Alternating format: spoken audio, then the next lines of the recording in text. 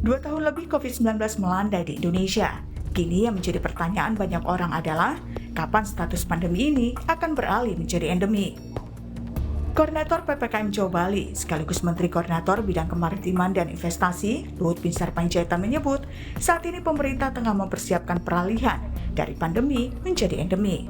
Namun memang tidak mudah karena sejumlah syarat harus dipenuhi, di antaranya jumlah kasus positif dan kematian yang rendah, serta target tingkat vaksinasi lengkap dan booster.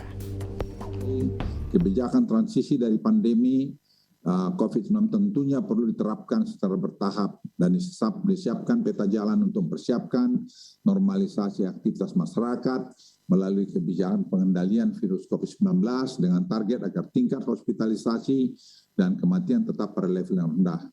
Untuk itu, pemerintah akan melakukan berbagai langkah awal diantaranya peningkatan cakupan dosis vaksinasi kedua dan juga booster, peningkatan kapasitas aktif case surveillance dan testing and tracing, jaminan agar fasilitas respon kesehatan yang mumpuni. Namun jalan menuju endemi sepertinya masih panjang karena angka kasus COVID-19 di Indonesia masih berfluktuatif.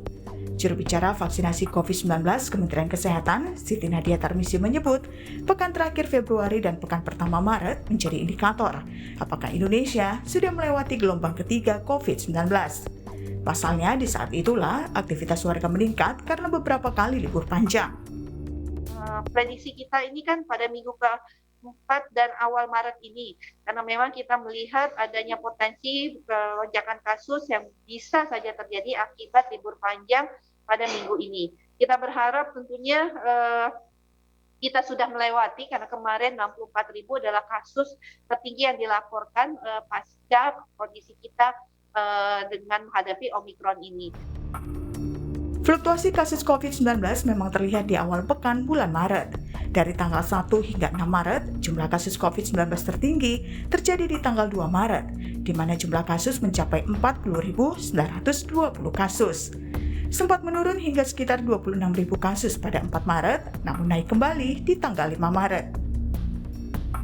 Menurut Organisasi Kesehatan Dunia WHO, suatu penyakit disebut pandemi jika menyebar dengan cepat dan menyerang penduduk dunia seperti COVID-19. Sementara itu, jika penyakit tersebut akhirnya dapat dikendalikan dalam suatu wilayah, tapi masih menyebar di wilayah lain, maka statusnya berubah menjadi epidemi. Epidemi kemudian akan berubah menjadi endemi jika penyakit tersebut benar-benar sudah dapat dikendalikan dan akan selalu berdampingan dengan masyarakat. Sejumlah negara juga disebut-sebut tengah bersiap menjadikan pandemi COVID-19 menjadi endemi. Namun menurut epidemiolog dari Universitas Griffith Australia, Diki Budiman, sebenarnya endemi bukanlah target.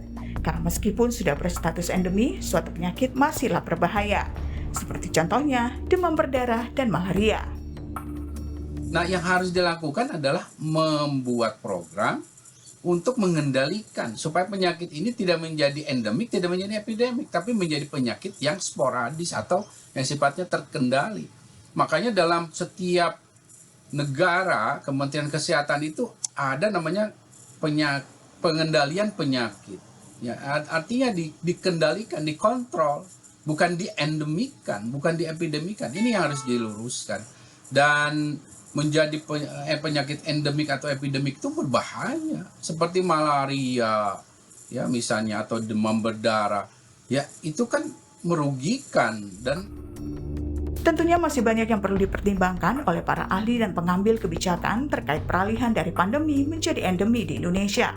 Namun masyarakat tetap memegang peranan penting dengan patuh terhadap protokol kesehatan dan menjalani vaksinasi COVID-19. Tim Liputan, Kompas TV.